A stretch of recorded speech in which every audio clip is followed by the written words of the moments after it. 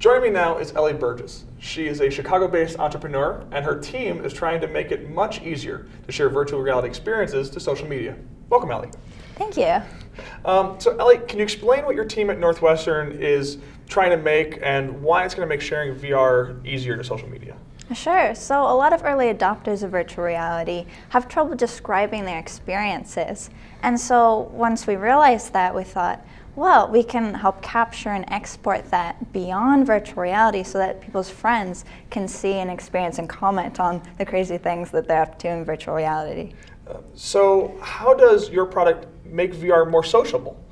So basically, right now, VR has gotten some flack for being an isolating experience, but it doesn't have to be. And so my ShareVR team has made the ability to capture a small video segment of your VR experience and export that to any social media environment so that your friends can see it, maybe become a little jealous, maybe you want to know more, try out virtual reality, and comment so that you get that social experience. Do you foresee VR being something that you do with your friends? Absolutely. So there's already some in-person VR gaming environments, such as The Void, where you go in together and you're in a physical space, but in your VR headset it looks like a rocket ship or some fantasy landscape. What else do you think friends will be doing in VR, say, in the years to come? So looking forward, I think friends will be able to connect with each other from across the world in the same space, maybe someone's living room, maybe some exotic location, and really sharing that experience together even when they're far apart. And I think that's one of the amazing abilities of virtual reality to bring people together. That's really interesting. Now, to give us a better example of a better perspective for sharing virtual reality, we're going to be doing a live demonstration of VR. So let's go ahead and walk over to the equipment.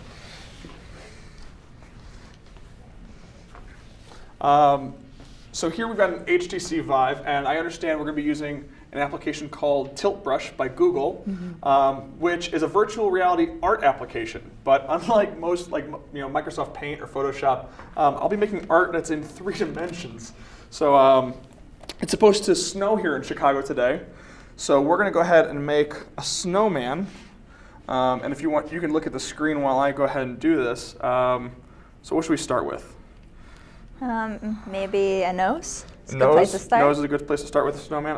I'd agree. I don't have a carrot, but I can kind of do an orange, like a orange nose sort of thing. It's kind of a big nose. There we go, like a little nose, not the best ever. And then I always like doing the hat on the snowman, so let's give him a little bit of a hat here.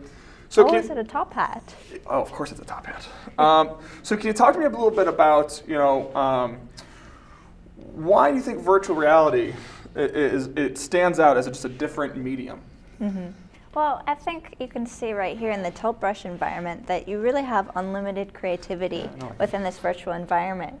You don't need physical materials, nor are you limited to only designing what's in your space. Wherever your creativity leads, you can create it. There you are making sticks as we speak. Now I understand that your team's working on a third-person camera for virtual reality because I guess it looks better. It does. I understand that this has a tool for a spectator, like a third-person camera as well. So that is, I turn that on like this, I think. Okay. And it looked now. Yeah, there we go. So now you can kind of see me and you can kind of see the snowman. This looks better, I suppose? Definitely. So right now in the static shot, the first person camera was fine. But we see some trouble when moving to really fast game environments where you're running through a jungle or shooting zombies. And really getting above the player and seeing that full shot makes it easier for viewers to not get motion sick, which is unfortunately a problem. Oh, I see. So I think this was really, really excellent. I was able to draw right in front of me. It felt like I was absolutely in the room with a snowman while I did that. I could walk around the artwork. I could look inside of my artwork even. It really felt like a blend of painting and sculpting. I want to thank you for joining me with that, Ellie. It was really great for you to show me that. So now let's take a quick moment to look back on what we've seen.